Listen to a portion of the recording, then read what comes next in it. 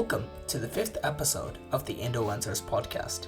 Today, we have an incredibly talented playback singer joining me, the voice behind hits such as Madurai Kapogadadi from the Vijay Star Argya Tamil Mahan, Carnatic and Thiraula from OK Kanmani, and Ni Mattum Podum, a duet track with Sid Sriram, among many other songs. Over the past few years, she has also made a name for herself in the independent scene, firstly with Mandiram, a band she co-founded with Cincinnati-based producer Radar with a K, and with her latest track released by director Gautam Vasudev Menon, titled Vaanthirukindra Porudhu. To discuss the journey that has led her to where she is today, I'm joined by the extremely versatile and talented singer, Darshana KT. Let's just start off general. You're our first ever guest who's not based in India. And no matter how many times we say it, this year has brought upon unprecedented, strange times. So how has the events of this year impacted your life, both from a musical perspective and outside music? In a very strange way and in a very creepy way, I have prayed so many nights and so many days just so people would be okay with me recording from here at my own house. So I could, send the audio over and I don't have to physically be present in a studio recording for the music director or the composer. I did not pray for Corona, that's for sure. But having said that, yes, I've had to travel extensively because unlike many others, my full-time singing career in the music industry for the films especially started after I got married in the year 2007 when Madurai Kapogadadi released. That was my first big song. And so, but then that was released 2-3 months after I got married. And by that time, I'd already come to Chicago. And so for me, I had to figure out how to make this work from the very beginning. I had to figure out how do I travel every year, or do I do 6 months here and 6 months in India? How do I plan my PR? How do I plan my shows? I think over the last 10 years, I've slowly, steadily made a lot of mistakes, learned from them, and then now I'm in a place where I have my own home studio, a very small setup. I record, some of my own songs. I record for people from here to there and, pass on the audio. Some of them are okay for me to do that, but some of them still insist that, I think you should be in Chennai, or I think you should be in Bombay to record. And that's fine. It's each individual's process of, working with an artist. Sometimes they feel it's better, that you have the artist right in front of you. And then that's when you basically have a rapport, and then you figure out, you bounce off ideas better. And then there's not much of a time lag because you're right there. So everything's happening real time. So I understand that part as well. But I think right now more recordings or more work is happening online through Skype, and we're, technologically advanced, or we are using it a lot more. So I think in a weird way, the last 10 years has prepared me for working from home full time in COVID situations. Let's take it right back, as we tend to do on this podcast, and try to trace your journey to where you are today. So Let's start from the very beginning. What's your earliest memory in terms of music? My earliest memory is what my mom had told me. We were renting out a place, and our neighbors' daughters used to learn Carnatic music. And I think I was about 4.5 or 5 at that point in time. So avaloda veetoda, there's like a small area right outside their house. It's not a hallway exactly, but it's not it's an entryway, I would say. So I believe I would just go sit there and listen to that 1-hour class, and then I would just come back home, and I would have memorized it, and I would just be singing. So I think that's when Amma kind of realized that I would sing. But I think more importantly, Amma's influence, she is a very big fan of Lata Mangeshkar. She grew up in Calcutta, and she is herself given a lot of, stage shows, Calcutta, like school, colleges and all that. So Amma Nariya, she would sing a lot at home. And I think I picked up a lot from my mom. And my dad, he used to listen to the Beatles a lot and all of the 60s and 70s cassettes that he would play. And so it was always there in the house. And it sort of became a very natural surrounding for me, music. So I think that would be I guess the earliest I started to sing. And yeah. So I know that you started learning Carnatic music from the age of 5, and I've read that you were listening to Arabic music as well. But Yeah. in terms of musical exposure, what sort of balance do you think your influences took up between the Arabic influences, which would have come because of the environment and the country you were living in, compared to the Indian music?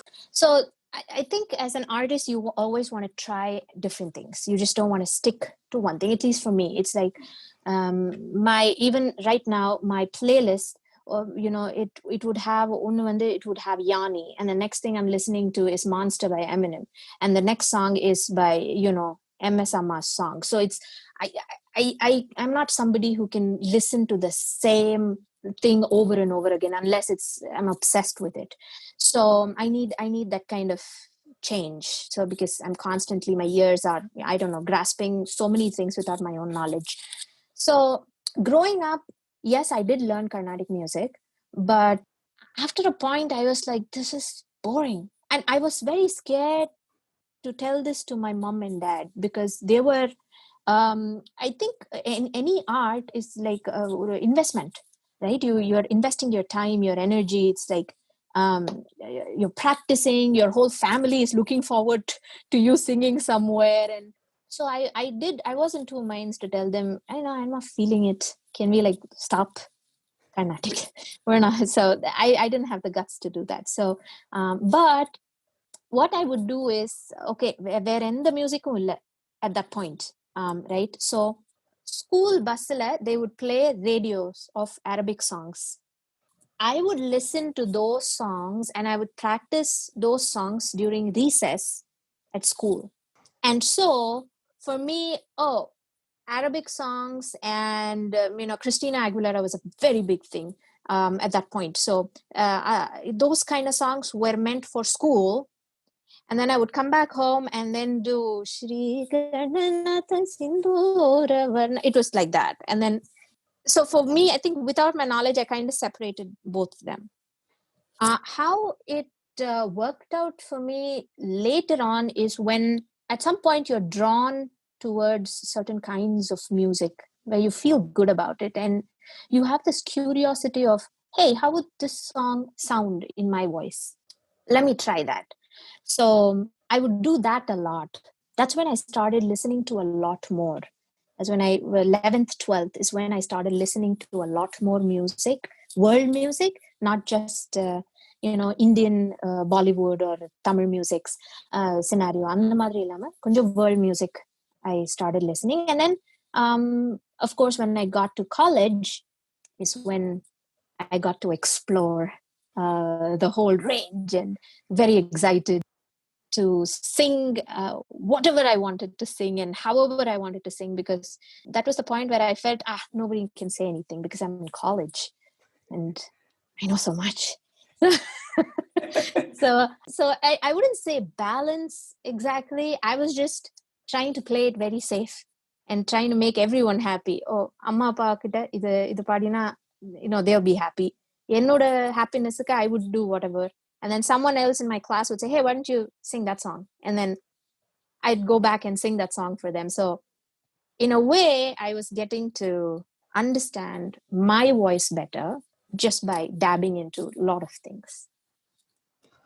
You brought up school. Were there sort of organized music classes or music programs that you're part of that contributed to your early musical education? So we had this very regular school stuff. I think in Kuwait at that point, we didn't have inter-school competitions as such. I don't remember going to inter-school competitions, but within schools, you have like section A, section B, section C, and, kids who are interested can write down your name. And most of it would be, I would look for, okay, in the classes level, we're going to have the music competition. If it is during math and physics, obviously I want to participate because I don't want to be in the class. So it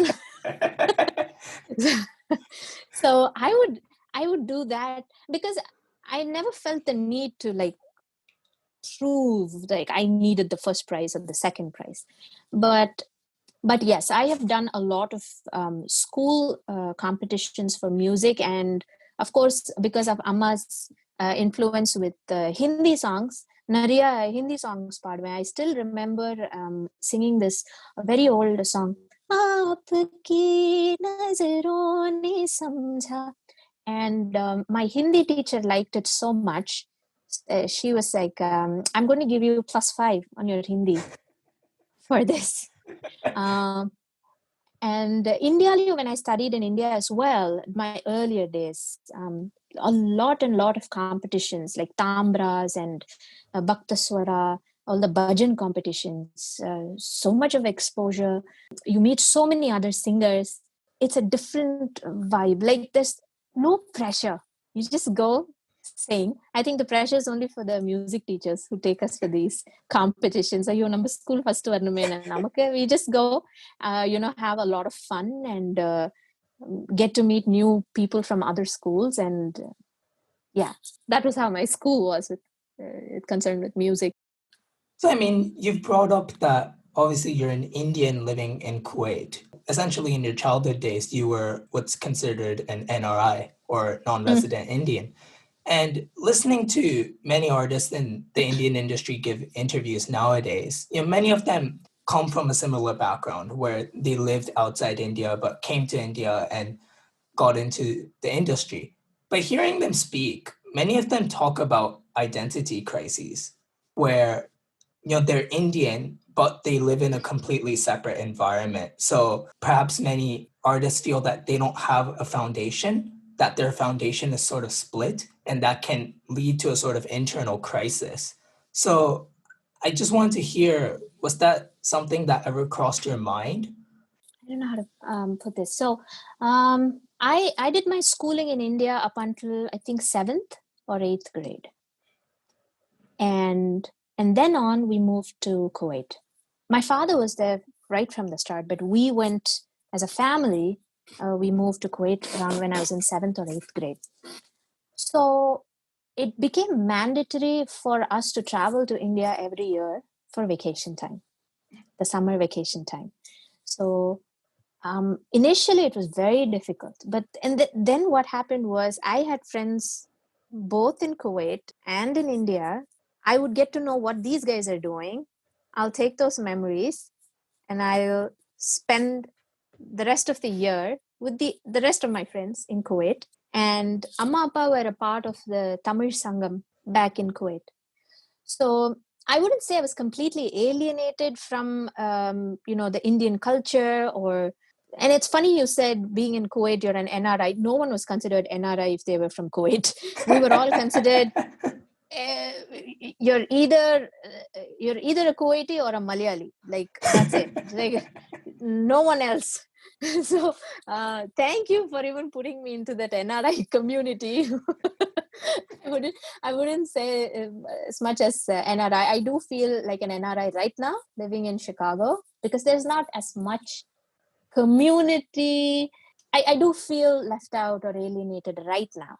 But growing up, I never felt the identity crisis. And because we were in Tamil Sangam, people knew that I sing.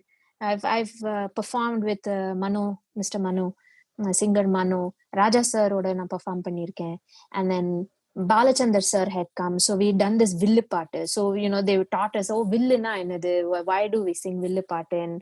And, everything was taught. So I wouldn't say on the environmental, I didn't receive anything. but I didn't feel alienated or no identity crisis. In fact, when I came back to Chennai for my college, I didn't feel like I don't know anyone, because we were in the same building. My friends were still living there. That the people that I'd known since I was 6 years old or 7 years old, they were still there, and it was like, oh, so now it's not vacation anymore. You're just going to be here. They're like, okay, thank you for inviting me like that, but it was very welcoming. I think very lucky. So, as you just mentioned, you soon shifted to Chennai and you went to MOP Vaishnav College to major in journalism and media, if I'm correct. Was there a reason why you didn't push for music immediately? Where was your mind in terms of pursuing a musical career at that point? Journalism and media, I actually wanted to take up something in communication because I love to talk. I love to interact with people. So I wanted to take up something to do with communication. And at that point, there were only two available courses, I believe. I'm sorry, there were three. The one was visual communication. There was also electronic media that they had provided. And there was a new course, which was journalism and media. And I discussed with my mother, and she strongly felt, I think, if you go into journalism and media, you like writing, you like talking, you like connecting with people. And I'm also someone who likes to voice out my opinions. And this is straight out of our dinner table. We're a very low vocal family. So, so she said, I think this might be the course for you. I mean, you can be the voice of so many other people who are in need, or your opinions. I think you should do it. I was quite reluctant. I didn't want to do it at the beginning.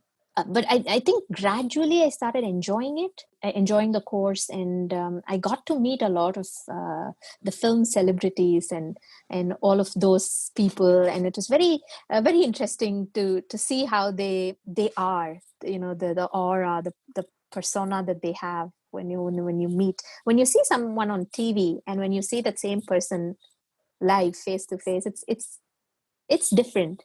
I don't know how to explain it, but it is different, and you get more curious. And I had more questions, so I would ask all the questions, and it was a very good time of my life because I was getting to interact and meet people. And so at that point, I didn't really think much about music, and funnily enough, I didn't even I was not even a part of the cultural group or music group in my college. I just tried to stay away from it. And that was a very, very conscious effort because deep down, I knew that I wanted to get into music and I wanted to record. And this was way back to, sorry, I'm taking you back to another flashback. We lived near a film theater in Adyar. And when I was in second or third grade, the Roja had just released. So they had this huge speakers outside the theater, and this guy would be controlling the whole kutti box madri, play and rewind, play and rewind. So I was in love with Pudu Vellai Mazhai Ingu Poi. So I would give him 3 rupees every single time for him to play the song over and over again. Now, when I was in third grade, it was just like across the street. So I didn't know how they made the music. I didn't know the technicality behind it. I just knew that one day my song has to come out like that on a speaker. I just knew it deep down. I've never had a plan B for my career or my life. It's always been music. It was not like decision that it just happened. I've always worked towards this. So college I was singing all my life, the school ella edathiliyume. But college I specifically wanted to experience other things as well. So I gave more importance to things like sports. I played badminton. I represented my college. I represented the state, I think, at some later point. I was into basketball, throw ball, things that I wouldn't generally do. Like I even went into dance, knowing that they will place me somewhere in the third row, knowing that I would never get the importance because in my head, I think I'm the greatest dancer, but it's horrendous. It's a visual torture. So, but nevertheless, I just wanted to have a lot of fun. So culturalsல பாட்டுல I've never gotten into it, but I used to do a lot of recordings outside of college. I started recording. I worked for Manikant Kadri. He Kadri sir oda son. He's also a music composer. அவரோட நிறைய independent songs, jingles, I used to go sing a lot, and that's when I got a lot of the knowledge. Mic முன்னாடி எப்படி பாடணும், like how should your breath control be, because singing live is different, singing in front of a mic in a studio is different. So then I sang for Rajesh Vaidya sir a lot. அவரோட வீண கான்சர்ட்ஸுக்கெல்லாம் நிறைய அவர் என்ன வந்து he's given me opportunities. So இந்த மாதிரி பாடி பாடி தான் Sun டிவியில், star டிவியில் ஏதோ they call me for background music பாடணும். And I was like very excited. So went there and அங்க போனா the Sun TV, the serial that my grandmom used to watch, அதோட next episode is happening, and they wanted me to sing for the villain. When the villain turns like 3 times or something, they wanted some oohs and ahs for that. I was like, okay. And they said, oh, you will also get paid. Extraordinary. Let's go for this. and I just really thoroughly enjoyed. I think I was much more confident because of big thanks to Manikant Kadri sir and Rajesh Vaidya sir. I think they were very patient in helping me understand the recording process and everything. And the foundation irundathanala, it was easier for me to not make a mess of the other recordings that I was called into. So yeah, I would say that's how it started in college. And during your time in India as well, I'm aware that you were in bands performing with the likes of Vignesh Shivan and Taran, who are big names in the industry today. So what sort of music were you playing in those bands, and how do you think working in a band environment contributed to your musical education? Bands again happened with the scene when I mentioned outside of college, that I was just trying to have a completely different life. And again, I think the first reason that you should be a part of a band is for the friendship, and then how you musically connect, and then the very fact that you guys, we guys used to talk to each other, trying to uplift each other's energies, and saying, hey, in the tune when the it would be in sort of making fun of each other, but at the same time trying to tell them, hey, you need to improve, and you need to improve, and we need to be better as a band, and things like that. So you get to work in an environment where you're sort of getting used to a lot of criticism, but not in a weird way. It's criticism to make you better. And then, because it's not just you who's performing, and you want everyone to perform well in a band, and you want that vibe, you want everyone to be on the same plane. So yes, of course, Vignesh Shivan is a big director today, and I'm very, very happy for him. But I still remember the days when he used to be the drummer, and we used to have so much fun at Darren's place, rehearsing and practicing, and I'm happy to see everyone live their dreams right now. It's such a good feeling to see that. So yeah, bands has been definitely a very important foundation for me.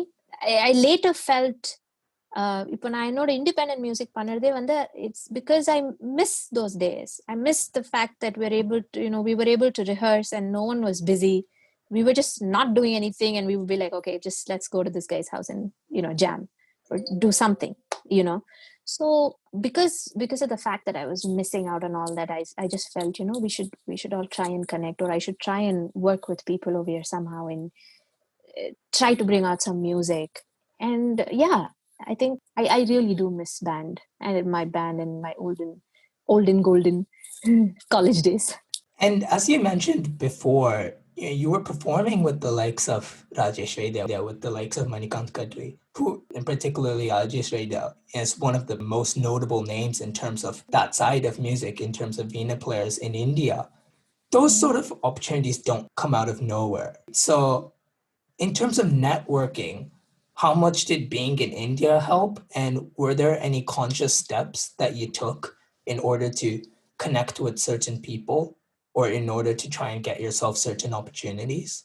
I think no matter what stage you are in, whether you're established or whether you're somewhere in between trying to find your ground or you're just starting out, I feel networking is so important, building connection, and also working on goodwill, friendship, making sure that you are good enough for people to think, okay, you know what, if I call her for a recording, she would do a good job. That's very important. So you need to first build a reputation for yourself so people know that, okay, this is her genre, this is what she is or he is, and it's worth it. We can call her and work with her. So that is step one. It did help that I was in India, to be honest, especially when you're starting out. I mean, for me at least, luckily I was at the right place at the right time, and somebody knew somebody who wanted a singer for Rajeshana, and they said, "Ninga paada mudiyuma?" And I was like, okay, I will definitely sing, because I was just waiting to get to meet him, you know.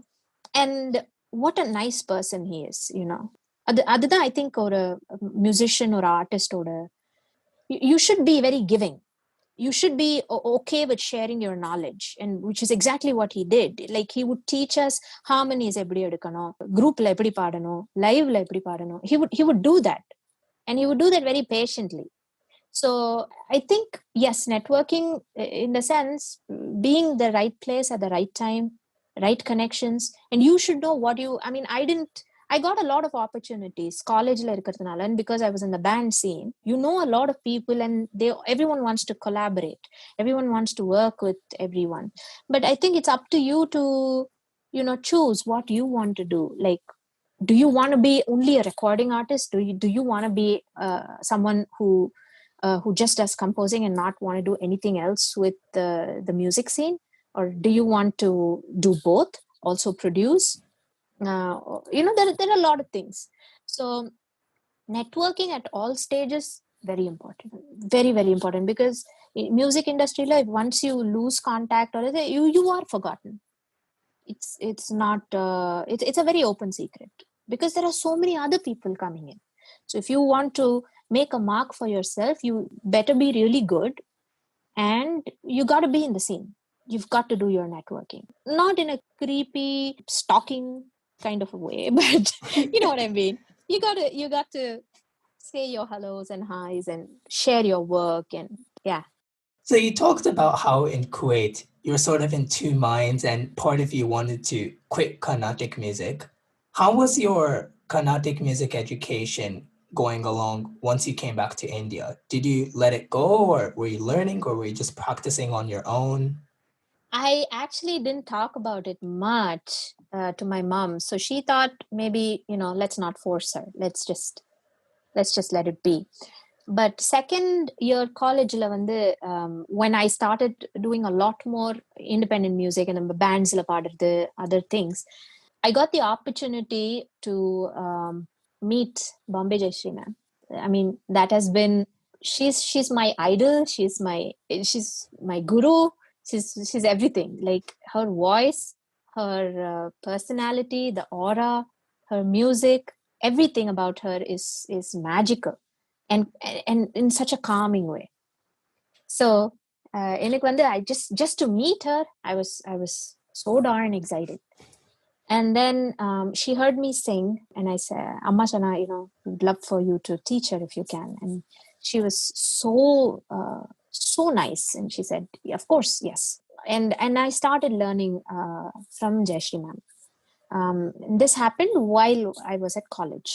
So that was and it lasted for about 7 months, because adukapra Jayashri ma'am started traveling a lot more, and I also took up internships with the likes of the Hindu and other newspapers. So sometimes ஒரு 2-3 class அவ கூப்பிட்ட போ என்னால போக முடியல. And then when we wanted to reschedule, ma'am had, obviously, she has so many other students, and it eventually, it didn't work out. It fizzled out. But those 7 months I will cherish for life, and I'm really hoping I get to meet her again at some point. But apart from that, I was always in touch with Carnatic music and Nariya workshops alam pove. It was not like I completely stopped singing, but I did keep in touch with that side of music, and I started concentrating more on film singing. Or tani, that film singing is a separate genre.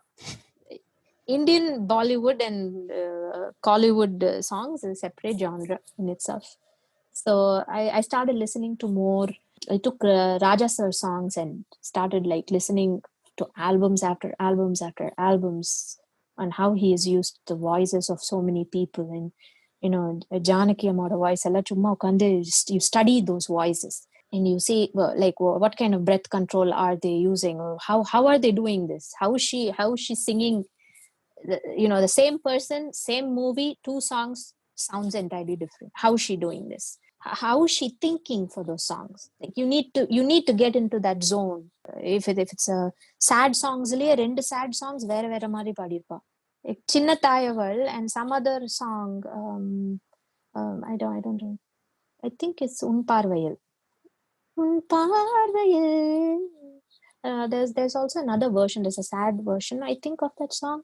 And then there's Chinnataya. It's like how are you doing this? What are you having in your throat to do this? And then there's SPB sir. There's Chitrama. Every love song of hers, and there's so much to study. The voice, the vocal tonal quality, so much to study. So I did that. I like obsessed. I would just keep listening and keep listening and keep listening, and the tricky part is that you have to learn everything, but you need to create your own voice and your own style, and not because it's very easy for people to say, "Oh, you sound like Harila," and then you're thinking, "God, why would you say that?" I put in a lot of energy, but guess what? That's the truth. You are sounding like somebody else. So, if and when I was starting out to get into film music, I said, எனக்கு வந்து I want to sound just like some ஒரு பெரிய singer பேர் சொன்னேன். And then there's this really elderly gentleman who'd come home, and he joking, he said, well, I'm sure if the music director wanted her kind of voice, he can call her. And I was like, why didn't I think of that? That's just common sense. Then I'm like, okay, change your entire way of learning, an entire way of. So even if I make a cover song or make an independent song, I try to not take the soul away from the song, the beauty away from the song, but I try to give what my voice can do with the song. And that's when I had the actual identity crisis, because I didn't know who I was. Because you are your voice.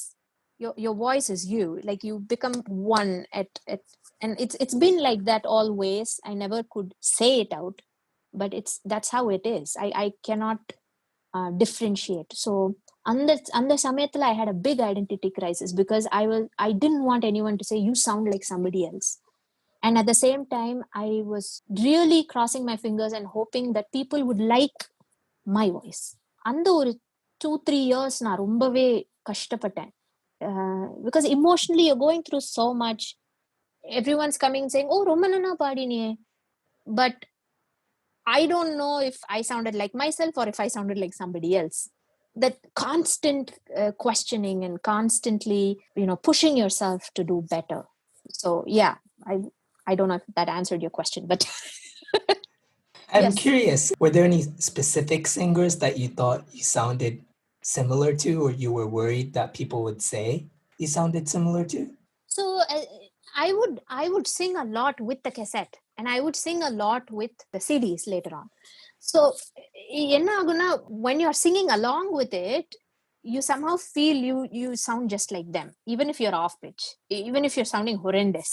In your head, you're thinking, I sound just like Chitrama. But it's not. It is just so not. And then my mom would come and say, முடியல please அந்த மாதிரி பாடாது, நல்ல பாட்டு அது. So I've been through that. I've never had I sound like so and so அப்படிங்கிற crisis விட I hope I don't sound like anybody. I have to sound like myself, and I have to absolutely work on certain things that my voice can do, and I have to focus on those positives and make sure that comes across in every song that I perform. So that will be my the X factor or my USP or however you would call it. That would be me. அதுதான் என் voice, இப்படிதான் உன்னோட one shade of your வாய்ஸ்னு first person to bring it out was Rahman sir. He's the one who figured out, okay, this girl can sing this. I would have never thought that I could manage a song like Madurai Ki Pogadadi. Say you bring up Madurai Ki Pogadadi, and that's when I would say, and think you've said as well, that your playback singing career really took off. But as you mentioned earlier on, pretty much a few months after that, you got married and you shifted to the US. And we alluded to this beforehand, but you continued recording songs both remotely and by periodically coming back to India. But particularly nowadays, where remote recording is almost becoming a necessity, how would you compare the two recording styles, and what challenges do you think remote recording brings that a face-to-face recording perhaps wouldn't? So initially, when Madurai Ki Pogadadi released, I was very happy that he had used my voice. So, because I didn't know till the end, and I was so super excited. And that was a very big launch as well. But I was not in a position to fly back immediately. And that year, I also got nominated for Filmfare Best Playback Singer. நான் அந்த இவெண்ட்டுக்கும் I was not here. So I came after about 8-9 months.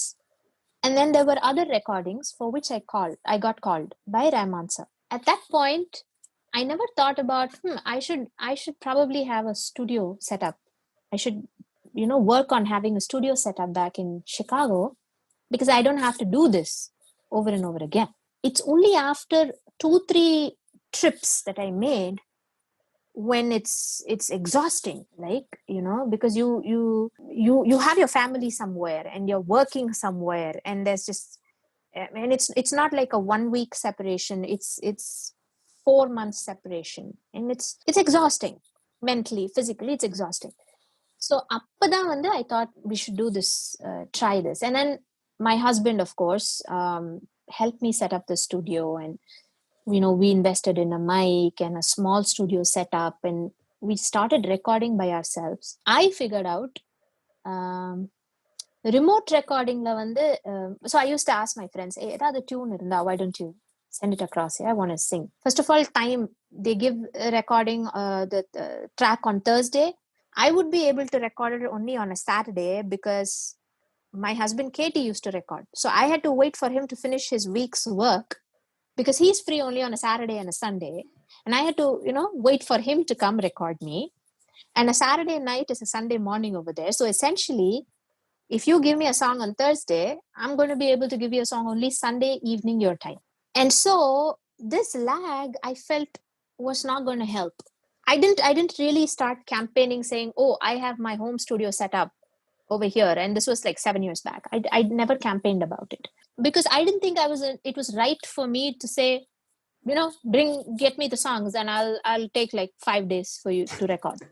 That's not okay. That's not professional. And we have to understand nariya lyrical corrections irkalam, in that emotion ipdi paadunga, they might want 2-3 varieties, evlo, there was a gap, and I did not know how to fill that gap. So I needed to work on a lot of things. I needed to know, okay, now I didn't have those softwares that I have today. Today you have a WhatsApp, which 8 years back, I don't think there was something called WhatsApp, or the kind of communication that you have today. I think today I'm in a much better spot, because I have worked to make this work, and not put the other person, the composer, in a position where ஏண்டாப்பா இந்த சாங்க கொடுத்தோன்னு ஆயிடக்கூடாது. They should be in a mindset that, okay, இன்னைக்கு கொடுத்தா நாளைக்கு பாட்டு வந்துரும். And also in a way that Darshana kita, if you give her this song and tell her that this is the emotion, she will be able to handle it. And for them to come to that conclusion, or at least have that thought, they should see the body of work. And for that requires like oru songla nobody is going to accept you. They might appreciate you, but it's going to take years and years of work for them to accept you. And I'm not talking about general public. General public is always so sweet and accepting. You sing something, they're very appreciative and they accept. But accepted by people who want to work with you. Andukku ஒரு crowd இருக்குல்ல, அதுக்கு it was a very grueling, very, very difficult 7-8 years in between. But I think it was worth it, because every small step we took was towards, it was progress. So at that point, I didn't think so much about perfection in a recording. I was thinking only of progress. I would send it back to one of my friends who'd be a sound engineer, and I would say, tell me if this is okay. And he would say, no, the first line, you've kept the mic, your head somewhere. The second line sounds different. If your editing is not okay, so that would be the second recording. So every recording, your acoustic is not okay, work on it. And if this line is given and these are the chords, try to sing it this way. So this comes purely out of practice, and that is why I never gave up on flying back to India whenever I could and record, because I needed that experience of being there and singing and see how they communicate and how they want and what is their work style. And I think that working with Rahman sir for like a solid 10 year, and now still counting, hopefully, you kind of understand the vibe in which they want their recording to be. It will change, it will evolve, but you have that connect. And so what I would do is I would imagine, okay, in the madri recording ku, what would be the instructions that I would get? What would they expect out of me? Why don't I explore and do everything that I know, and whatever I have learned, let me just implement everything. And then see, okay, give them even 4 tracks. See, the more number of tracks you give is not a problem. வெறும் ஒரே track கொடுத்தாதான் problem, right? So I was like, let's make 4 tracks, same line, 4 tracks, and give 4 emotions to it. Okay, but if it is love, let's see how many kinds of love you can give. And that is when your whole, whatever you have studied, the voices that you have studied, comes into play. You say, okay, you take in the part line, in the emotion, she's used more breath in that, she has used more tone in that, she's used more chest voice in that, idla and the nasal tone use panirka, idla false voice use panirka, head voice false, there's so many. So you try and use all of that, again trial and error, and then finally it works out. So it's not appo different andadu ippo how is it abdi illa, it's something that I have, it's conscious decisions and mistakes, and you correct your mistakes and you learn from them, you try your best not to repeat, and then you move on, and then they say, oh good, she's able to record this, let's try and give her more songs to work on. And then you finally have their trust that okay, this can work out. That's how it's been for me.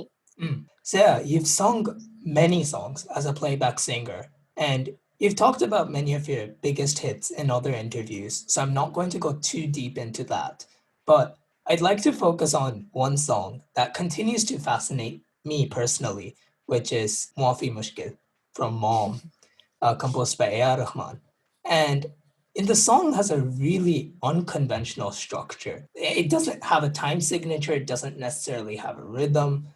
So how did Rahman sir explain the concept or the flow of the song to you? So I would say, first of all, thank you for choosing Muafi Mushkil. Not many people, it doesn't resonate with many, unfortunately. But for me, I think Muafi Mushkil is very, very close to my heart because it's Sridevi ma'am's last movie. Second of all, I wasn't supposed to sing the song. The song was not made for me. I was called in for a track, and when I heard the basic tune, I sort of emotionally connected to that song. I don't know how to put it. I felt like this was mine. Like I don't say that about other songs. I always say Madhuriki Pogadadi is Rahman sir's composition, and because I'm just contributing to the song. I'm just a singer. But Muafi Mushkil vande it's so emotionally close to me because I felt that this was me. And the way he had made the structure of the song, see, whenever I sing for him, I never understand the structure because it's always here and there, and it's a lot of ideas that he's trying to put out there for you, and you're trying to absorb how much ever you can and try to comprehend what's happening and then try to sing it and get your vocals out. But in this song, even more so, because he made me write the whole lyrics, whole of the song in Arabic.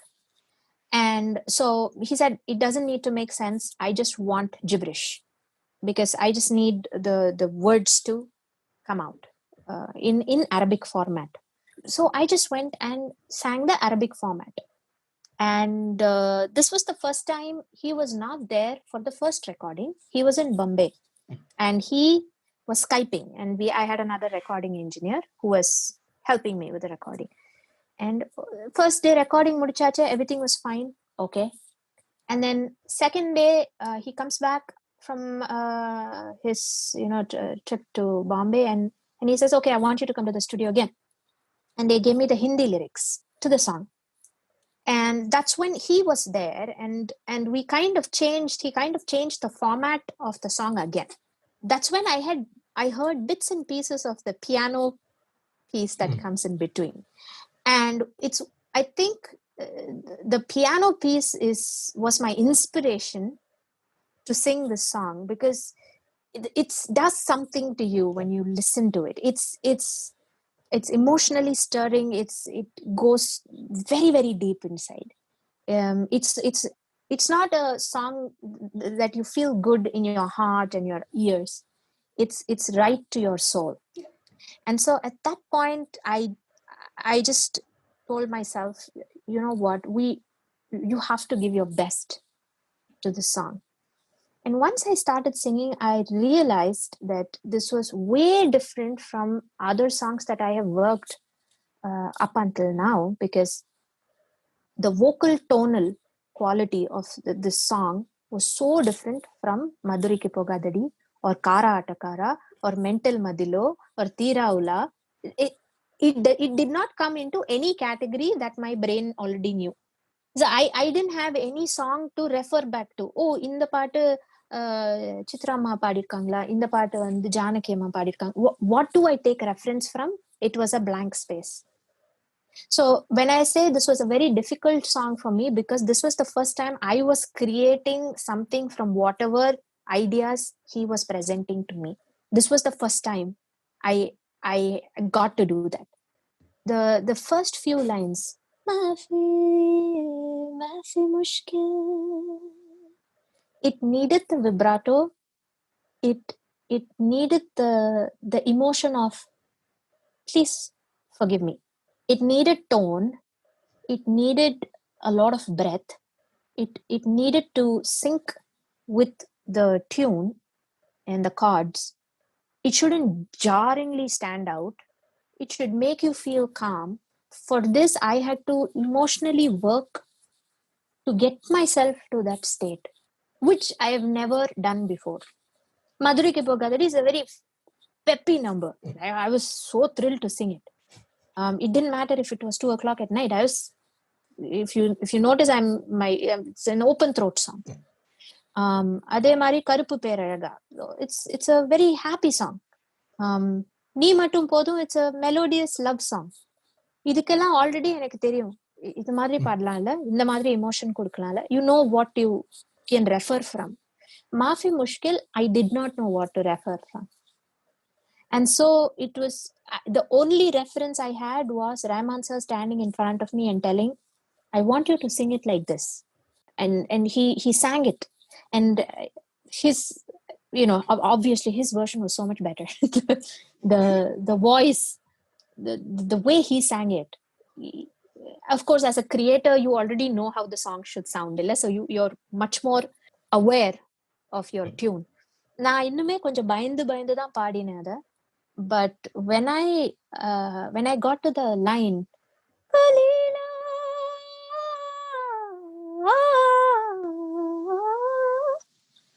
that line, அது மட்டும் ஒரு 5-6 times நான் பாடியிருப்பேன்.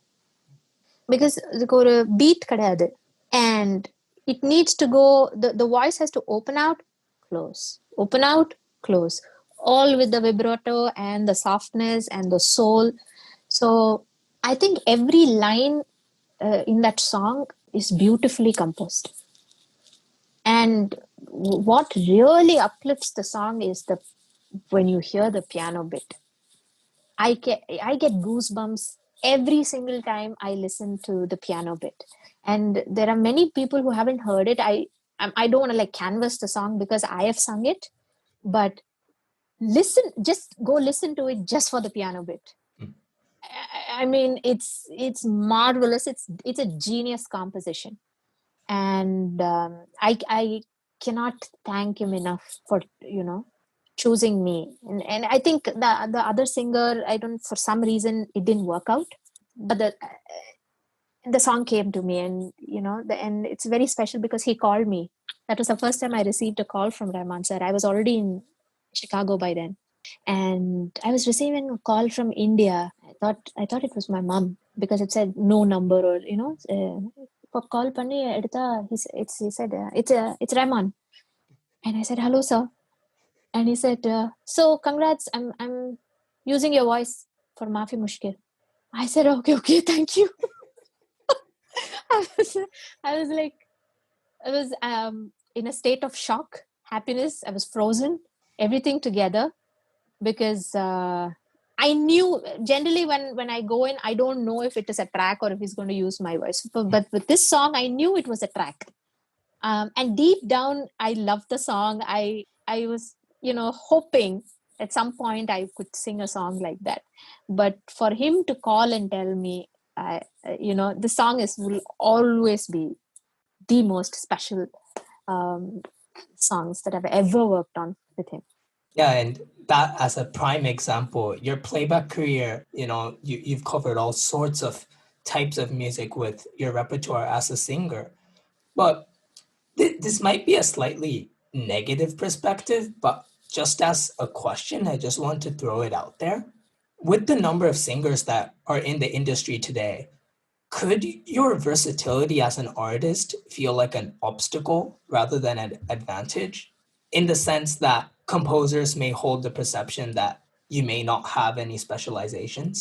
I've thought about this so many times, because as an artist, you always question yourself, am I choosing the right songs or whatever? And then it dawned upon me, hey, you're not choosing any songs. Be happy you're getting songs to sing. Why? Because I don't live in India. And so for me, 2 reasons. India Kapona, oh, I'm getting a song. Chalo, let's sing it. So I never thought this doesn't feed into my genre. Will I be able to sing this song? Will people... Yeah, I mean, you always have this, okay, in the Madri song, this is this artist. In the artist will sing these kind of songs. Another artist, these kind of songs. You're able to relate. I understand that, and that's what everyone does. But how I see it is so different. I see it as an actor. You will not find an actor who says, I always want to do only one role or play only one role or one character. So I feel like this has been a blessing because என்னோட songs எல்லாமே experimental songs தான். So yes, Kara Atakara was my launch.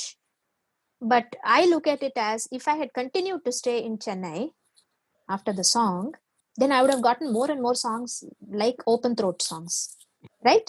Because that's the way the song is. And so after about 2 years, shelf life koranjodum. That's it. Not everyone is going to keep composing songs like that. But what happened to me was, and this is the biggest blessing I would say now when I look back, when you've asked this question, Madhuri Ke Pokadadi, open throat, Western mix. Then after about 1.5 years, I got to sing Maya Maya. Very few lines, but I'm very proud that I got selected for those few lines even. Then a year and a half later, I get to sing Papu Khan Dansala and another song in the same movie, Nazare Milana, Nazare Churana, two different songs. Okay, a year and a half after that, that's a more of chest voice, a little bit of bass. That is also a kuttu song, but it is a different kind of kuttu song. Yeah. Okay, then after a few years, I get to sing rap. Who would have thought of that? Okay, and that is an open throat song as well, just like Madurai Ki Pogadadi, but what a vast difference. And that this has nothing to do with me, it has only to do with the composer. So I feel more than me taking the risk, he's taken that risk and he's had that trust. Okay, let's try the song with Darshana. That's how I see it. And that's why I can never see him as a music director. I always see him as my teacher. Because he's throwing this out. Okay, go finish this project and come. And on the movie, Okay Kanminila, Karatakara is different. It's a rap and open throat.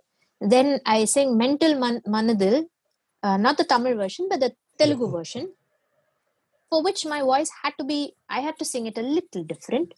And then there is Tiraula, which is just 4 lines. It's Carnatic. It was difficult for me to convince my friends that, hey, this is me. The Kara Atakara is me. Tiraula is also me. But the beauty is that, and then Pradeep. I in fact had a very big conversation with Pradeep. Pradeep is the first music director who gave me the opportunity to work from here. He was the first one to say, okay, I have a song I would like for you to sing, and you can sing it from the US. Okay, so I have to give him those credits. He trusted me with a song. And when I heard the song, the lyrics and the melody, I called him and I said, Pradeep, I don't think I can do this. And he said, why are you deciding that? I said, dude, have you seen my work? Like it's either like Western or hip hop or Arabic or, I've dabbed into all of this. I don't think my voice would suit this song. And I was not convinced.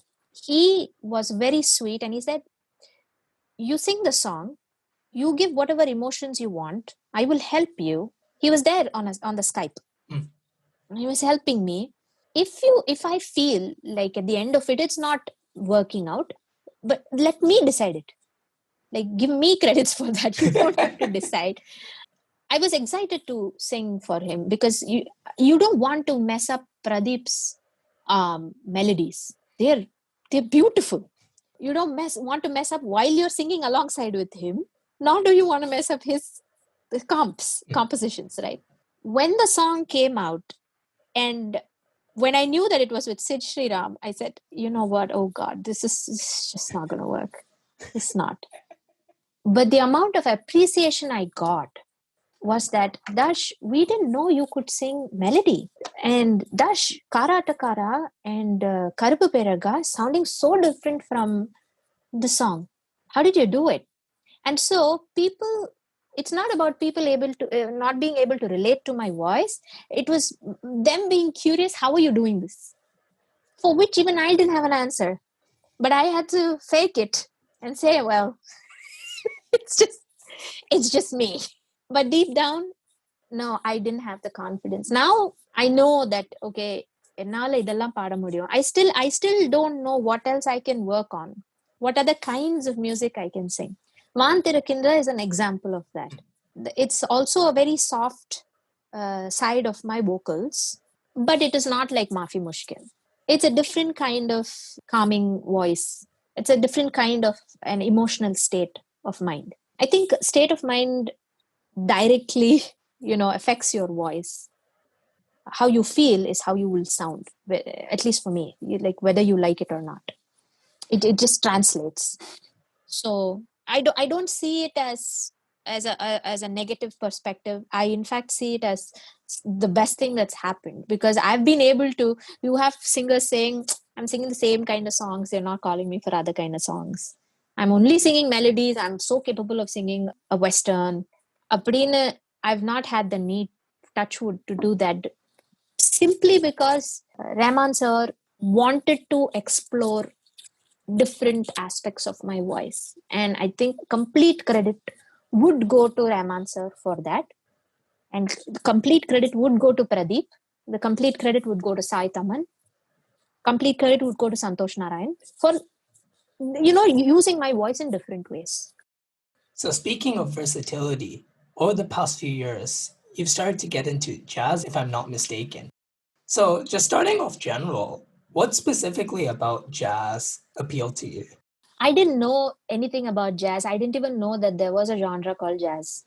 அந்த மாதிரி சாங்ஸுக்கு ஜாஸ்னு பேருன்னு எனக்கு தெரியாது. I only knew R&B, hip hop, rock, and I used to listen to a lot of Beatles, and of course Michael Jackson and Prince. But you need to have a special kind of ear for jazz. Like, I can listen to jazz today, the whole of today. I can listen to just saxophone or just trumpets or just vocals, just scatting. I can do it. But initially, I didn't even know that this is what jazz is. And jazz எனக்கு introduce பண்ணது Rahman sir தான். The song that completely influenced me was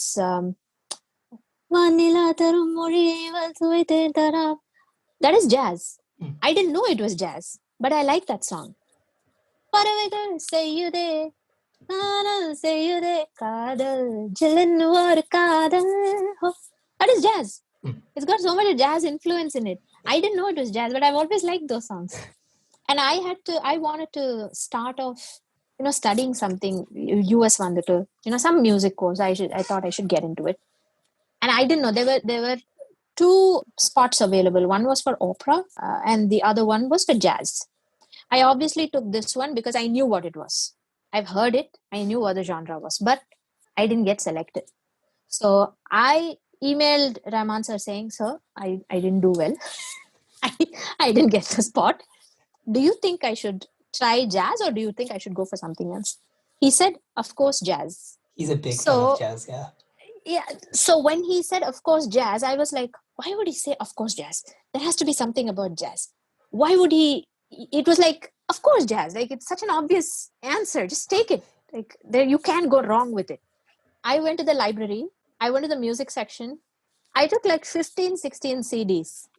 I didn't know what I was picking because it's just jazz, vocals, jazz, instrument, jazz, so many.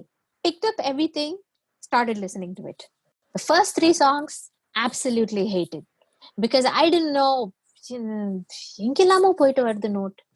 நம்ம இவ்வளோ நாள் you're in this format, right? You know, இதுக்கப்புறம் தபலா வரும், இதுக்கப்புறம் சித்தார் வரும், இதுக்கப்புறம் ஒரு vocals வரும், கன்ஃபார்மா ஒரு harmonies வரும், அப்புறம் மேல் சிங்கர் பாடுவா. There is a format. Yeah. When you go into a place where there is no format, but actually there is a format to it, it takes a while for you to understand. So it took a while for me. It took about a month of continuously listening to it and continuously cribbing at night to my husband saying, this is bad. Why would he say, of course, jazz? This is not okay. Something is wrong. Either something's wrong with my ear, or I don't know why sir said this. And by then, Katie started enjoying jazz. So what he did was, randomly you're picking up stuff. Let's just go to the internet and select some artist. Let's see what, okay, you are prone to listen to more of vocals. So let's do that. So the first artist was Ella Fitzgerald. So I took Ella's CD, and the first song that I heard was Black Coffee. And the words were so interesting. Feeling right lonesome, hadn't slept a wink. That's when I was like, oh, this is nice. I kind of like it. And then there's Amy Winehouse, Frank Sinatra. Who are these people and why are they so good? And I just became a big fan of jazz vocals. I don't necessarily sing as much as I would like to, but I definitely try to get those factors and somehow try to incorporate all those into my songs, and just understanding their vocals, and it's studying voices all over again, and it's so much more fun. It's what they do with their vocals and what they do with their voices is so different. They imagine their voice to become the saxophone, or they imagine it to become a trumpet, and they mimic it. So the way you think is different. You're thinking like an instrument. You're not thinking like a vocalist. You're thinking like an instrument in itself. So when you think like an instrument, it's different. It's fun. So yeah, that's how jazz got into my life. And I find this interesting because you come from a Carnatic background, and Carnatic is extremely heavy on the melodic element and pretty much absent on harmony. There's no concept of chords or harmony in Carnatic music. While jazz, on the other hand, I mean, it does have melody, but it's extremely heavy on the harmonic element. You'll have chords that span across multiple notes with all sorts of extensions and all that. So how difficult was it to get into a genre so heavy on harmony when your foundation was pretty much absent on harmony? And as I mentioned before, I did not like it. I did not like jazz. Because I did not find that core melody. It was not there. It was missing. It was absent. And so when I say you need to train your ear to listen to it, it's the fun part that's behind the vocals, behind the main melody. And it took a lot of work. It's still work in progress for me to understand the harmonies. And I mean, you do sing harmonies. I've sung a lot of harmonies for Raja sir, a lot of harmonies for so many other music directors, for Rahman sir, and the harmonies were. So I do know, like sa ga ma adu paadano, the parts paadano, idu paadu paadana idu seriya poidum. That is different, but it is not so much as parallel, but very tangential. I don't know if I'm making sense. So jazz has a lot of tangential notes. It takes you to places where you probably did not expect that thing to go there, and then you're trying to do it vocally. And so slowly I started paying more attention to the instruments that were accompanying the vocalist, which I never did when it was Carnatic. I never paid attention to violinist enna pandra, flute vasikirava enna pandra, ghatam eppadi vasikira pinnadi. It was never that. Ava accompaniments. That's it. Main artist yaru, ava eppadi thalam podra, ஒரு தாளத்துக்கு எப்படி பிரிக்கிறா notes. These are the things that you are trained to listen and trained to understand. So yeah, when you're trained like that for such a long time, and then of course nadula you just want to like I just put it away, started listening to a lot more, and then you enter into a zone which you have no idea about. So I had no preconceived notion about jazz because I didn't know. So and it was either I would love it or either I would hate it. It was that. Thankfully I started loving it. I think jazz has influenced a lot more in music biz, I would say. ஒரு எவ்வளோ artist, I mean Amy Winehouse, like look at her, like what the kind of work that she does. Back to Black is one of my favorites. I can listen to the whole of Beyonce. I mean, she's completely like goddess, but a fabulous artist. But and the jazz undana and the alagu, it's a different beauty. It is. So yeah, you're right. Too different, but it is what it is. That's all. Being an artist is loving everything or trying to learn. And we see a lot of your jazz influences coming into your work in the independent scene. And I want to get into your duo band with Cincinnati-based producer Radar with a K called Mandiram. And you launched a 4-track mini EP earlier this year, if I'm correct, featuring 2 films song covers, 1 Carnatic cover, and 1 original track called Mayeye. which is where I want to start. Feel free to correct me if I'm wrong, but for me as a listener, this track comes across as a track which started more from an intangible concept, perhaps stemming from Badia's lyrics, rather than stemming from a tangible tune. And in your words, I'll quote you here, but the song is about, quote, a man who is caught in the illusion of material pleasures, with the woman, the spiritual voice within him, trying to help him choose the right path. So that's what you said describing the song. So just in general, where did this concept come from, and how did you go about manifesting that intangible concept into a tangible song? So இந்த பாட்டை வந்து நான் first பாட்டா கேட்கல, lyrics தான். எங்க அப்பா வந்து he has a big Bharathiyar book, கவிதைகள் book. So he had come to visit us. Appa and Amma had come to visit us in Chicago, and he had this book with him, and we was just reading it out as a poetry. And we were discussing about the concept of Maya in our lives, in our day-to-day lives, and what is Maya today. We were actually talking about the whole currency system, and it was actually on a different level. The topic was different. But then it finally boiled down to the Maya within us. What is good? What is bad? How are we to decide what is good and what is bad? And went on to that. And somehow the word Maya was stuck in my head. It was almost like a loop. I wanted to use those verses as a musical piece and get the depth of those lyrics across to a listener. Because in the poetry நம்ம வந்து வெறும்ன poetry-ஆ படிச்சானாக்கா அது வந்து only for people who really understand the depth of that language அவளுக்கு இதாகும். So I wanted to இத பாட்டுல எப்படி கொண்டு வரலாம், how do and the music has to be in such a way that it resonates completely with the lyrics. Initially when I had sung the track, ஒரு click போட்டு பாடினேன். உன்னை அறிந்தவர் உன்னை கழிப்பரும் மாயையே.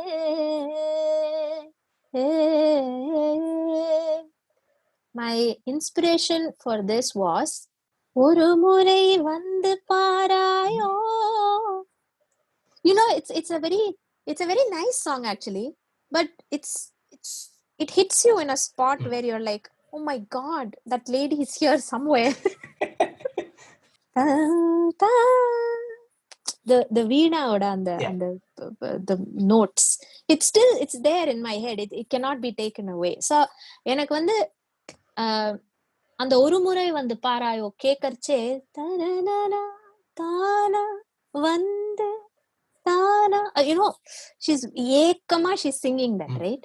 So அந்த மாதிரி I wanted the song அப்படியே to be you know, one with the lyrics.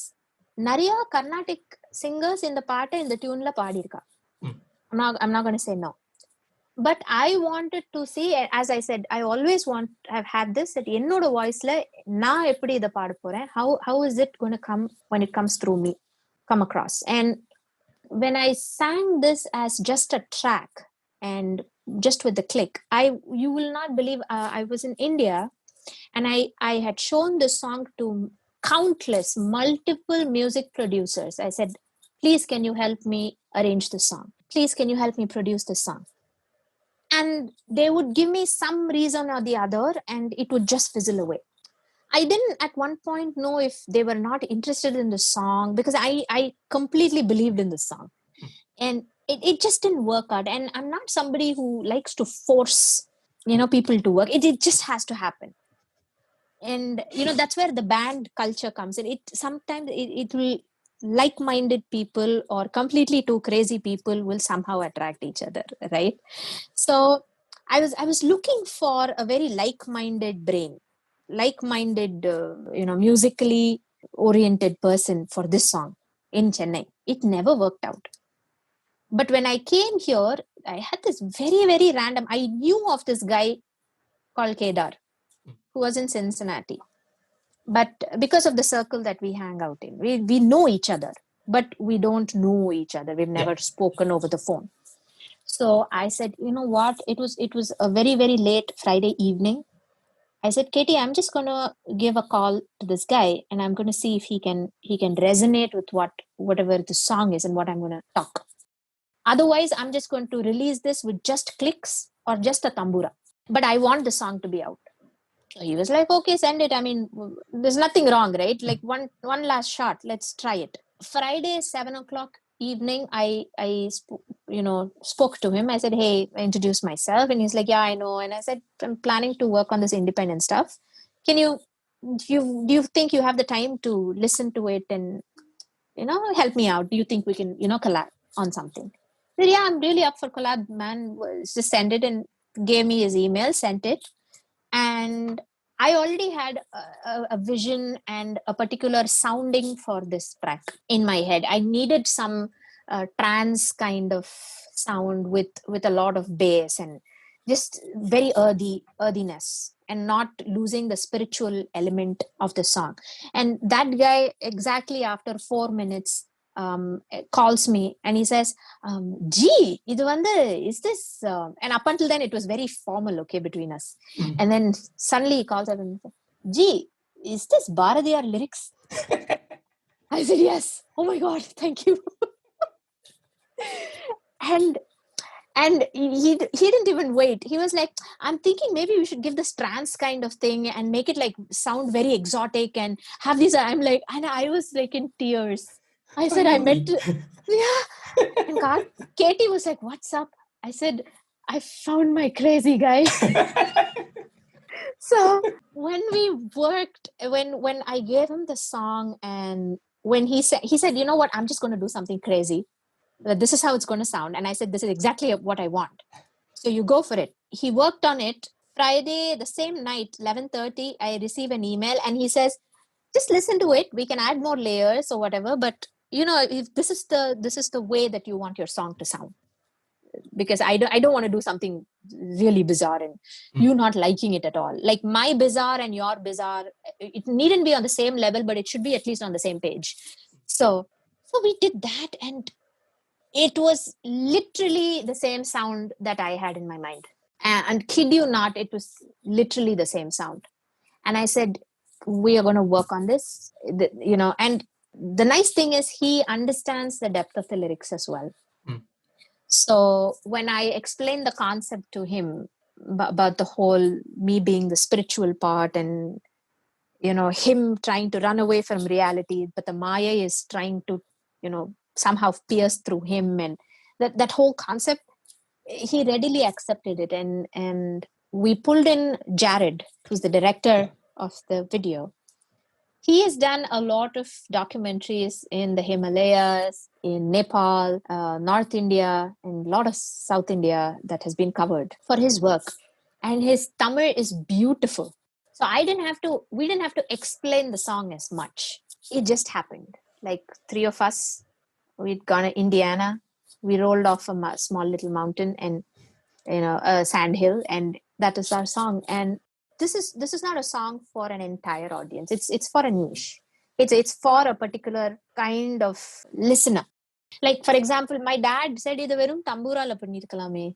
What is this?" Because he's very hardcore Carnatic. Whereas my friend was like, "Oh my God, what? This is amazing. You've presented Carnatic in such a different way." And then there was another person who said, "I love that you've given so much of importance to the lyrics. That's come across in the music and visuals." So Ottotar, they see it in their perspective, and you are very happy because everyone is connecting to you in a different way, but you know that you have connected with those people through this song, and that's a good feeling. So that's how Maya happened, and that was my first song with Kedar that I worked for. I have a question about the music video and the sort of concept that's presented. So for me, the ending of the song, like visually, was slightly unclear because the first part had the woman chasing the man, which I assumed was the woman in the man trying to get the man to hold on to the spiritual purity inside him. But in the end, you push him over and he ends up chasing you. So what's the sort of thinking behind that, and what's that supposed to signify? So when the concept was that when I push him, it's not pushing him, it's pushing the ego within him. It's going away from him, it's going down. And then when he gets up, he understands, when the ego is lost, he kind of understands what he had in him for such a long time. And then he sees me up front, and now he's trying to chase me again because he wants more of that. He wants more clear understanding of life, and he wants to get into a clearer path. But I run away from him saying, well, I'm not easy. You got to work, buddy, to get to that state of mind. So that's what the last part. Yeah, and that's why we show the water in the first part is a little upside down. The waves are upside down, and in one of the shots. But at the end of it, it's upside down, but it's more clearer. So yeah, that's something that the director also strongly felt that we should do this. And Kedar didn't like rolling off the cliff as much because I didn't have to do that. He had to do it a couple of times. So, but this is what we had in mind when we shot the video. That's really interesting. Obviously, this was part of a mini EP, as I mentioned before, which had 4 songs. And I want to touch on the last track of the EP, which is a cover of the Tyagaraja Kriti, Sujana Jivana, which very much has a transish feel to it. And it's a sort of subgenre that AR Rahman helped open the doors to. And I felt similarities with Sujana Jivana compared to, coincidentally, songs from films that you sung in, Nane Varigin and Benazara from Okay Kanmani and Mom, respectively. So were you sort of consciously going for that kind of vibe, or was it just the Carnatic part of you and the sort of producer, trance, or like electronic side of Kedar coming together and just manifesting into reality? So Sujana Jivana, I selected that song because it's got fairly not too many ups and downs. Napadin in the version, it's pretty straightforward, and so I made it seem quite straightforward because I wanted to see harmonize idhila eppadi pannalam. A cappella version.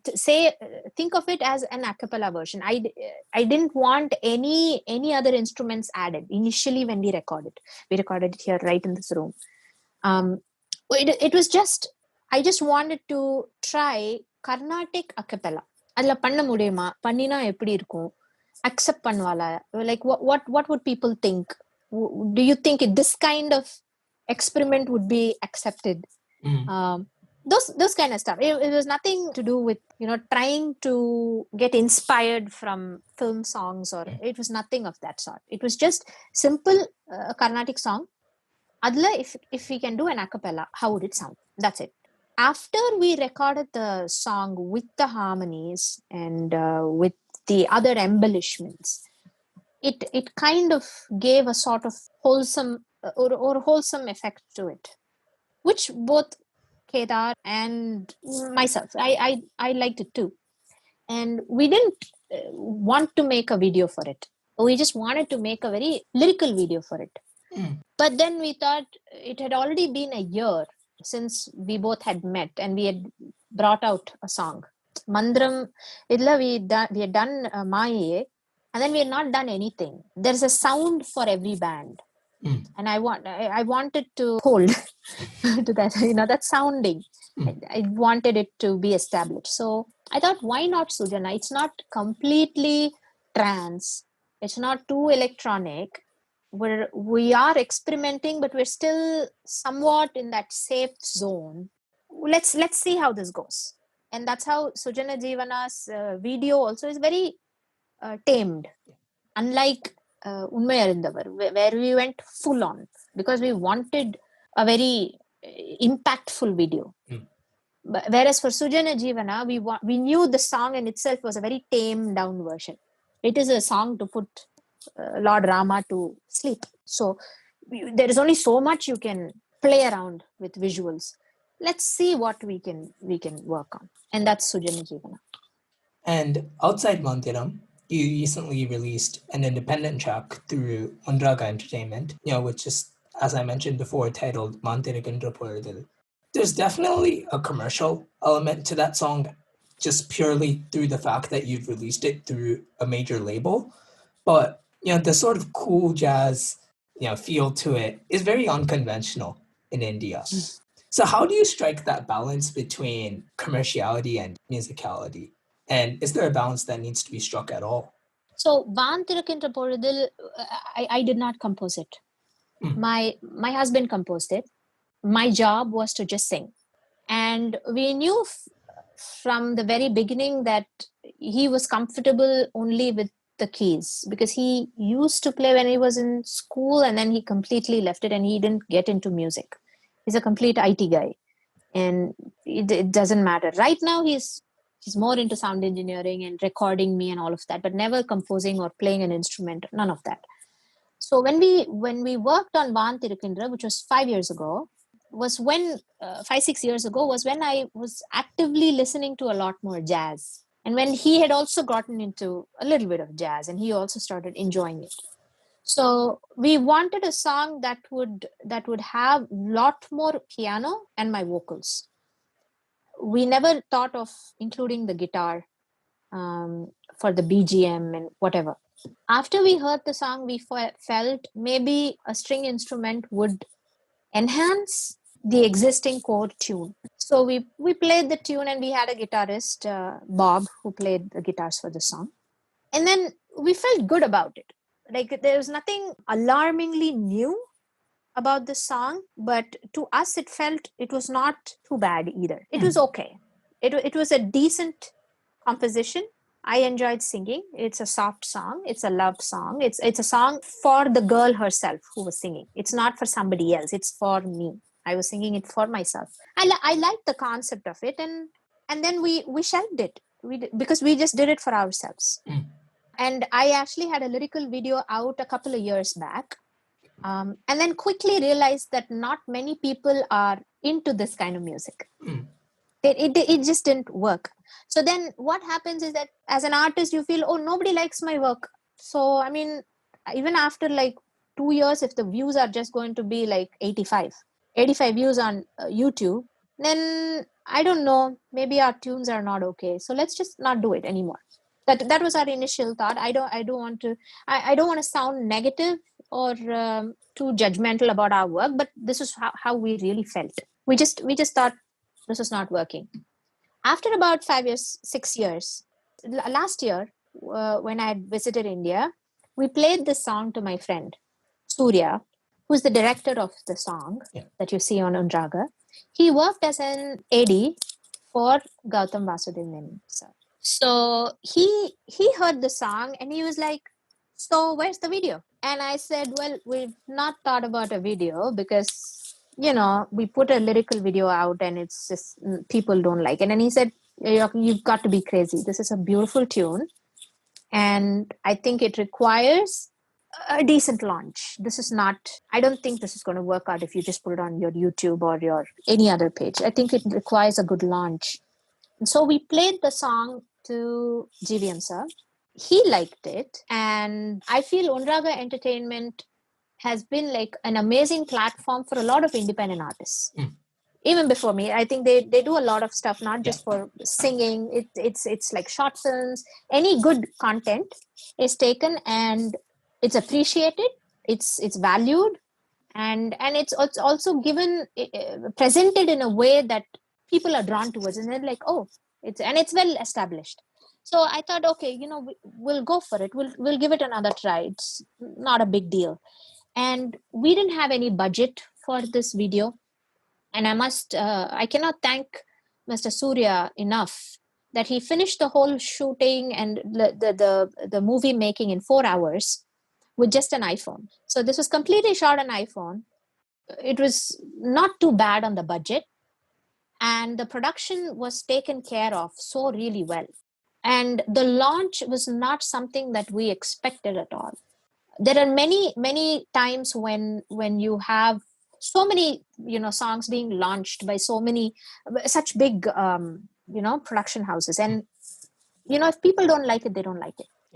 So I always had a fear, we put it a few years back, people didn't like it. What if we have such a big launch, and what if people really don't like it? That means, was that really bad? Was our song really bad? You kind of question yourself. And then we were like, okay, let's hold on to it. Let's see what happens after the release. And the amount of retweets and the appreciation and the positivity and the love that we got for the song was unbelievable. I didn't expect it. I was hoping it wouldn't be, trashed down. That was my real hope. Because the song is close to our heart. We love it, but we don't know how people would take it. And it's amazing and I should really thank Ondraga Entertainment, Mr. Surya and Mr. Gautam Vasudev Menon for, giving us such a nice platform. So, Vaanthirakintra Poludhu, again, no agenda with the kind or style or genre of music. It just straight from the heart. And we just wanted these two instruments and my vocals, and we just played around with it and had a very, very simple recording. So outside of your independent work, I'm also aware that you're a teacher right now of Carnatic music. And this is it's not related to your teaching experiences specifically, but it's more of a general conception that I just want to throw at you as a teacher. I've read and heard many Carnatic teachers talk about a conflict in motives between the teacher teaching a child and some parents of certain students. And sometimes while the teacher would want to, patiently guide the student through the basics, which can take a number of years in Carnatic, some parents may want the child to go up on stage and sing full-fledged compositions pretty much from the get-go. Have you ever dealt with situations like these? And if so, how do you go about it? My mom's a teacher.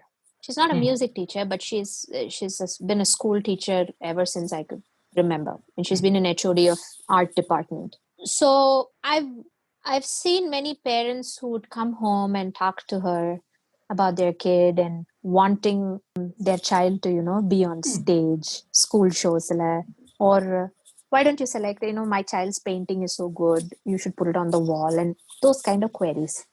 I've also seen how beautifully she managed answering them.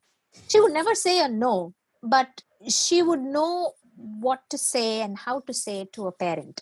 And I think because of that, she has never gone and asked my music teacher, when will Darshana be on stage? Or, because she's a teacher herself. Yeah.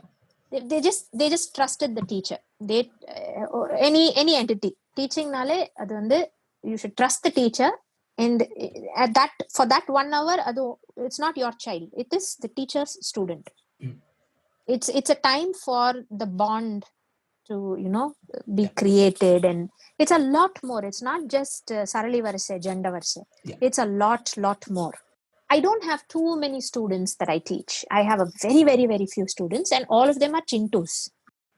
So, but the parents come in with a lot of expectations. And living in Chicago, it's even more so because this is the way they're trying to inject culture into their child. Yeah. Right? It's you wouldn't find this kind of pressure in India. I don't know. I might be wrong, but I find that kids are more under pressure over here because they are in turn.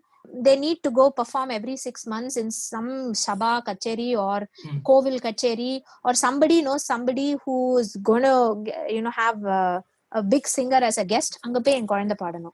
So when that is your goal, you forget Sarigama Padanisa vandu ஸ்ருதியில பாடுறதா, breath control இருக்கா, அக்காரம் சரியா வருதா, third ஸ்பீட்லயும் அந்த அக்காரம் சரியா வருதா, there are multiple. They don't care. So once salary verse is done, கீர்த்தனம் எப்ப சொல்லி கொடுக்க போறேன்? 0 to 100. 0 to 100. There have been many times where I worked on a varnam with a kid. This happened very recently. It's so strange that you asked me this question. Very recently, there was a child and the parent decided to discontinue. And sadly, but with a heavy heart, I was okay to let go of that kid because I saw that kid in a lot of pressure. The mother comes and tells, Pallavi eduthachu, Anupallavi eduthachu, why don't you start the Sahityam? Okay, but Pallavi, Anupallavi, Muttai Swaram. First Swaram, first speed varno. Second speed varno. Apro, if the child is really good, Tishram padano. Adukapro, if the child is really, really good, let's see how the child does in fourth speed. Yes, I will teach the Sahityam, but Varnam is, no matter what you do, Varnam is the foundation. Yeah. Like, it's like you cannot deny it. I have started going for music classes again, Carnatic music. And I've started learning again. And this is as recent as a year back I started. And the teacher sonna, like, I know you've finished Varnam, but I think we'll have to work on your Sarali Varse, gender Varse. Every class, 20 minutes at the party to dama adutadu po mudiyu. Now, I cannot tell her, hey, you know what? I've sung for so and so. I have all these accomplishments. So you start Varnam straight. I cannot say that. Because conditioning. I've not had my mom do it, and I've not seen my mother do it. It doesn't come to me automatically. Because I see other parents do it, I know how, like, it's such an awkward space to be in. You don't know how to, like, respond to it. So, sonnadu kekkanum, because teacher knows more than you. She's listening to you. How you sound inside your head is so different from how other people. This is the reality. Inside your head, your voice sounds different. When you hear it, it's different. So trust the teacher. அது எனக்கு நடக்கல. And I tried explaining, but she was like, no, I think you need to move forward. So that's when parents start deciding what the format of the class should be, is when it starts getting a little difficult. Because not everyone can finish Sarali Varse in 6 months. Some kids take 8 months. And it's okay. And there are other kids who are so intrigued by, oh, Melakatta Ragam ivlo irke. How would this sound in Shankarabharanam? How would this sound in Pantuvarali? Now, when a child is asking that question, I don't see it as, oh, it's not in portion. You cannot ask this. To me, I see it as a very inquisitive child. இது கேட்கறதே அப்போ இந்த மார்க்கும் அந்த மார்க்கும் நம்ம difference சொல்லணுமே, right? But what the parent is doing is, எனக்கு 45 minutes time. Your thing was to teach Sarali Varse. Why aren't you? Why are you doing other things?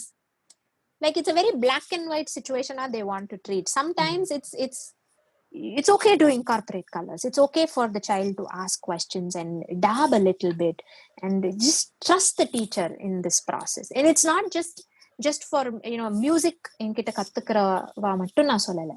In any form of art, it's a way for it's literally your brain branching out and exploring. And especially with young minds, they have so many questions. They don't, and living outside of India, you're already not part of that culture. You don't know why certain things are celebrated and certain things are not celebrated, right? So a lot of confusions இருக்கும் ஒரு குழந்தைக்கு.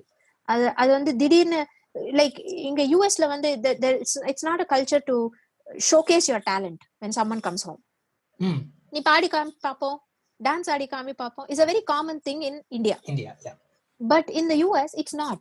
So when the child is not asked to do other things, but வா வந்து பாடி காமி பாப்போம், and it's like, why should I?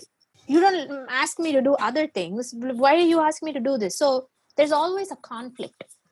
And adu vandu the parent, I think parents have to consciously make an effort to trust the teacher and then move forward. Look, I mean, I think as we've explored throughout our conversation, you've been through quite the musical journey. And actually right now you're also a parent. So hypothetically speaking, if your daughter says, I want to do music, I want to become a musician, what advice would you give her, given what you've been through and given what you've observed in the industries you've been part of? I think from my personal experience, I wouldn't want my daughter to immediately start performing anywhere. Because growing up, my parents never put me under that pressure of being in a reality show or singing you have to go sing on stage, or the panniye aganu. There's never that. So I'm going to try my best to not put that pressure on her, and thereby in hope that she will not have that want.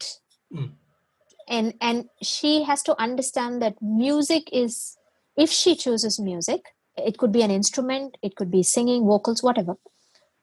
It has to be a very organic process, and she's going to have a lot of questions about herself, the identity crisis. I find a lot of that in her more because she's the quote unquote NRI growing up. So I cannot be in a state where I say, unless I practice music every day, I cannot expect my child to practice music or dance every day. So I have to make a conscious decision to live the life for her to learn, because it's easy to say it. My mother lived in a way that it influenced me in a positive way. Like, I've seen her balancing home life and work life. I've seen how she's taken in a lot. She's been like a punch bag, but she's handled it with grace, and she smiled through it all. So either she didn't sit me at Starbucks one day and explain, hey, you know what happened the last 25 years? This is how I dealt with life. It was never a conversation. It's me watching her every day. And without my knowledge, I've taken notes. So whatever little bit of parenting I do today is completely influenced by only one human being, and that's my mother. And what I've learned is monkey see, monkey do. Monkey do. Right? So the only advice I can give my child is to live the advice. If I want her to practice, I need to practice. If I want her to be consistent, I need to show that I am consistent. If I want her to know that this is how you balance your work life and your home, then I got to do it. Today, she sees that I travel for work and I come back. And when someone says, oh, aren't you missing your mother? And she says, no. And they are more shocked with the answer, because since the age of 3, I have been doing that. She feels, well, Appa is there to take care of me, which means both me and my husband have to work in such a way that we make sure that the children don't miss us. So when I'm not around, he is there 100%. And when he is at work or he is off touring somewhere, I push aside everything and I'm there 100%. And so my child is growing up knowing that it's okay to have a full-time music career or any career, and also have a proper family and make sure that everyone needs to be on the table for dinner. It is possible. It is a lot of work, but when other people cannot comprehend, you gave a show 2018 with Rahman sir and you toured naan 2 cities pona, Chicago and Houston. Yeah. How did you do that? How did you manage all that? And for me, it was like, it's just a weekend. The shows happen on a Saturday and Sunday, and it's not a big deal because that's how we function. And it's conditioning. So if you want your kids to be influenced, you need to start being that. In my opinion. I hope I'm doing the right thing. We'll know after 20 years.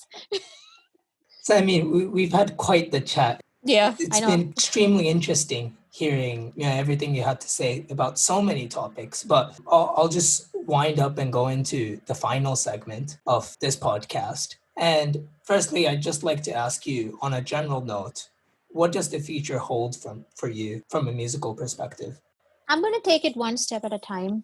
I think right now I'm in a space where the situation is such that I can actually explore a lot more in the independent scene. I can get into learning a lot more. I'm getting back to the practice zone where I have like a proper teacher and she's saying idu seriyilla. So I'm getting back to understanding that, okay, Tariya Visho seriyilla, but we have to like work, and it's a continuous process. So doing that, and there are a couple of projects that I'm recording from here, movie projects, if that's what you mean. There are a couple of projects that is in store. We don't know when it will be released, but this time has definitely helped me collaborate with a lot more artists and exploring, learning. And for the most part, just sitting back and looking at what other people are doing. All right, so before I ask the final question, I usually ask to any guest that comes on. Obviously, you're a brilliant singer, and I don't think listeners would be very happy with me if I let you go without having you sing. if that's okay with you. Sure. So, just a few requests from my side. I think we Okay. have to start with the song that started you as a singer, which is Okay. Madurai Kapogadari, even though I know you Okay. have to sing it in every interview. But Okay. I'll sing a couple of lines from everything. How about that? Okay. Sure. So here goes. சூரியனோ சந்திரனோ இவன் யார் இவனோ சட்டென சொல்லு சேர பாண்டிய சூரனும் இவனா சொல்லு சொல்லு சட்டென சொல்லு ஓஹோ காட்டு குயிலு கட்டி கதா தமிழ்நாட்டு புயலும் வந்திருச்சே ஹோ ஜோரா ஜோரா வரும் வீரா வீரா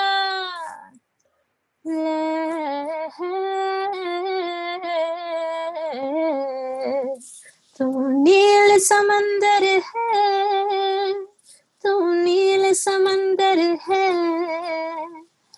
पप्पू कैन डांस साला दिल कभी गंदा कभी है नेक बंदा दिल का भरोसा करे तो क्या करे கருப்பு பேர் அழகா கண்ணுக்குள்ள நிக்கிறிய ஜோரா கிழிஞ்சு புட்ட நாரா அடியா தாத்தா குங்குமப்பூ மூட்டைய தின்னுகிட்டுங்கம்மா பெத்தாளா ஹோ காரா அட்டக்காரா காத்திருக்கேனே காரா அட்டக்காரா காத்திருக்கேனே ஹோ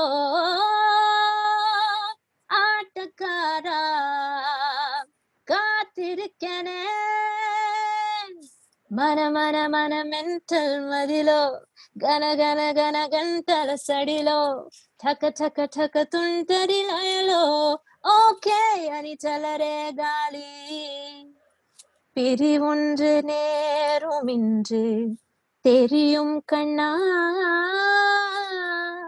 என் பிரியத்தை அதனாலே குறைக்க மாட்டேன்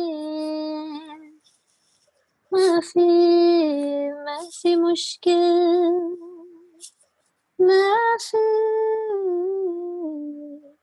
மாஃபி முஷ்கில் கலீலா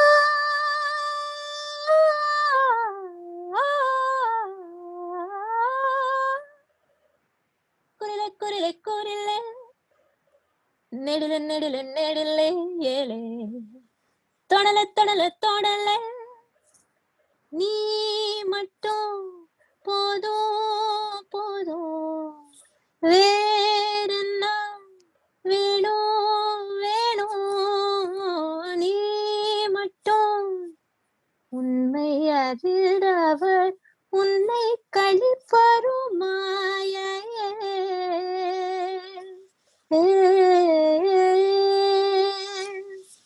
ಸುಜನ ಜೀವನ ರಾಮ ಸುಗುಣ ಭೂಷಣ ರಾಮ ಸುಜನ ಜೀವನ வான் திறக்கின்ற பொழுதில் ஓருலாவரும் நிலா நான் நினைவென்னும் படகில் ஓர் நிற்காத ஊஞ்சலா. I think I covered most of it. Yeah, that's absolutely brilliant. Thank you. Thank you. So we'll just finish off with the question that I ask any guest that comes on. And it's a simple question. What's on your playlist right now? I have a couple of songs. Monster by Eminem. And I am listening to Nicki Minaj and Ariana, Beyonce, Adele, Ella Fitzgerald, Frank Sinatra. I'm listening to old MSV Sir songs. I'm listening to Naushad Sir's songs, really, really old songs. I'm listening to a couple of Pakistani ghazals, the live recordings. And yeah, Beyonce is my constant. So yeah, but Beyonce and Eminem are my absolute constant. All right, I think we'll finish off there. Thank you so much for your time, and thank you for the listeners for tuning in. If you're not following Darshana on her social media already, make sure to go do so with the links in the description. Thank you so very much for your time. I had such a good time chatting with you. Well, that was Darshana KT on today's episode of the Indoencers Podcast. You can find us at the Indoencers, spelled THEINDOENCERS, on Facebook, Twitter, or Instagram, or you can use the links in the description. Likewise, you can find our homepage at theindoencers.wordpress.com or through the link in the description. Make sure to subscribe to the Indoencers Podcast on your favorite podcasting platform. Thank you once again, and we'll see you next time.